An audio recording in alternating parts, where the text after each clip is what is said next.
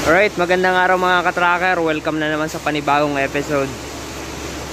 Meron tayo ditong unit na ready to pull out. Ito po ay brand new unit, Hino 500 series. Ito po yung 1021. Ito po yung itsura nya. Ayan. Medyo maingay lang, nandito tayo sa loob. Ilalabas na po namin ngayong araw at sinecheck ko na para paglabas ay okay na. So ito po yung capacity nitong unit.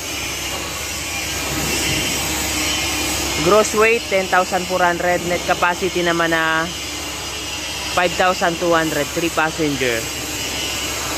500 series na 6-wheeler. So ito po yung ginawa naming van. Ito po yung tinatawag na chick van body. Ito po fabricated dito sa amin. Ang haba po nito, meron po itong haba na 27 feet. Ayan po yung itsura niya, color white. So ito po ay chick van body. Meron pong running guard na 2 layers bended steel hanggang likod. Tapos yung accessories po nito, yung mga ilaw ay naka LED clearance light. Ayan, pati sa taas meron po yan. Naka LED clearance light, body signal light, LED rin. So, ito yung itsura niya. Ayan. Makapal yung pagka running guard niya, oh. Dito tayo sa likod. Ito po yung pinto sa likod. Ayan yung itsura. Pinto sa likod. Ayan, naka stainless po yung likod natin. Ayan, yung guard ng taillight, stainless yan. Ayan o. Buksan natin yung loob para makita nyo yung loob.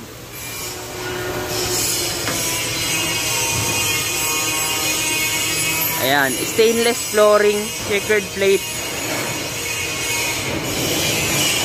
Ayan, stainless po yan. Dinaping pa namin yan para malinis tingnan. So ito, kailangan talaga stainless kapag kargahan ng mga manok. Ayan, manok na buhay. Ayan po.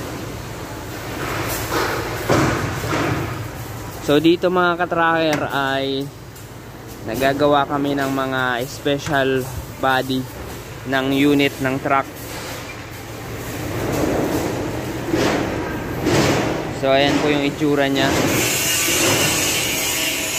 Medyo maingay dito, nandito tayo sa gawa ng mga van. Ito, kasamahan to nito. So ginagawa pa, chick van body rin to. Ayan yung itsura nya. 3 units to. Yung isa nakalabas na. Tapos ito ilalabas pa lang and then may ginagawa.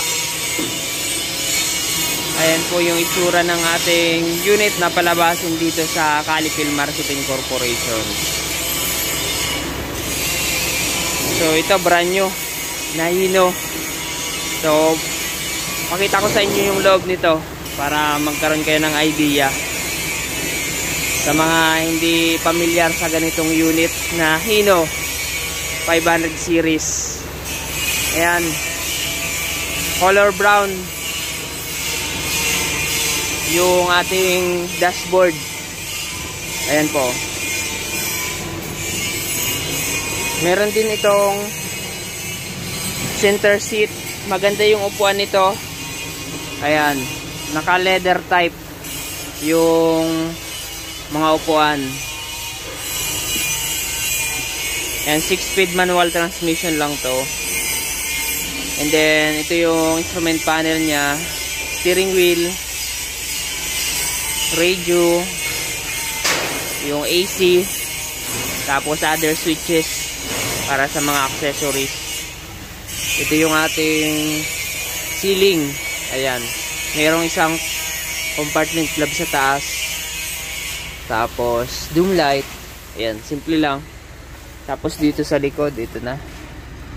Ayan, yung itsura. merong dalawang wipers. Ayan, naka power window na rin to. Power window na po itong unit na to.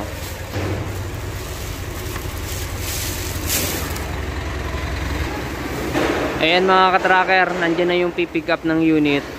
Kukunin na to. So ayan, nakita nyo yung unit. Ito po yung itsura ng ginawa namin. Ayan.